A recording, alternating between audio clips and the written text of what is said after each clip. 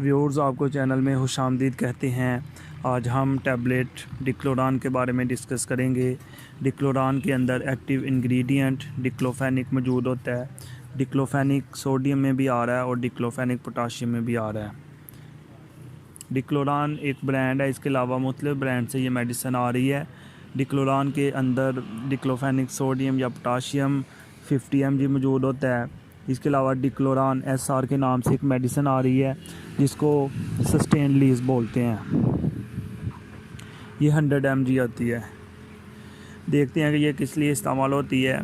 ये मेडिसिन की एक क्लास जिसको NSAID बोलते हैं, non steroidal anti inflammatory drugs, उसके ये तल्लुक़ रखती है।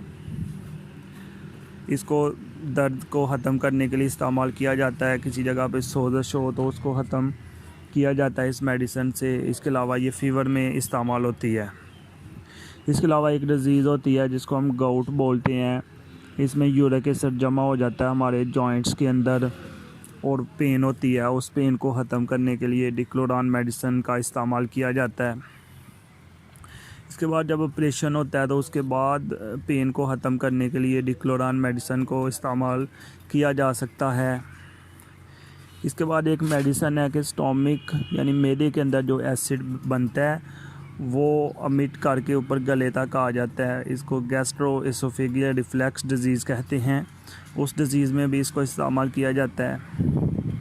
लो बैक पेन को मैनेज करने के लिए डिक्लोरान मेडिसिन ओरल फार्म में या फिर इंजेक्शन फार्म में यूज़ की जाती है।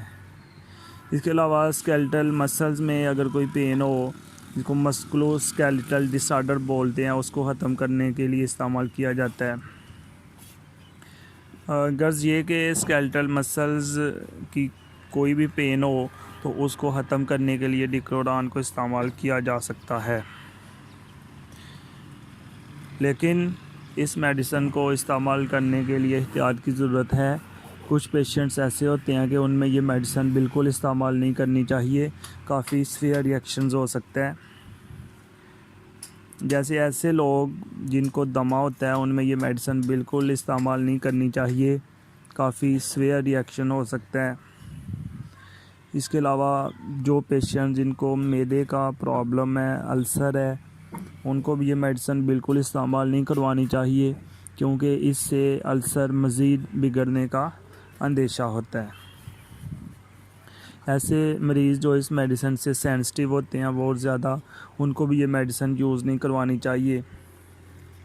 इसके अलावा वो पेशेंट जिनमें ब्लीडिंग होती है, ज़्यादा ब्लीडिंग हो जाती है, गैस्ट्रिक डिसऑर्डर हो जाता है, मैदे के अंदर ब्लीडिंग होने के चांस होते हैं, उनको भी बिल्कुल ये मेडिसिन इस्तेमाल नहीं करवानी चाहिए।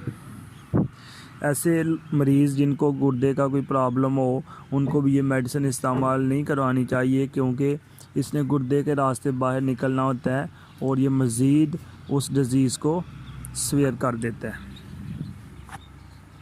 तो ये कुछ कंट्रा इंडिकेशंस हैं। इस सूरत में इस मेडिसिन को बिल्कुल इस्तेमाल नहीं करनी चाहिए क्योंकि इससे डिज़ीज़ बहुत ज़्यादा बिगड़ जाएगी और कंडीशन काफ़ी सीवियर हो सकती है, जिसको हम इमरजेंसी क्राइसिस बोलते हैं।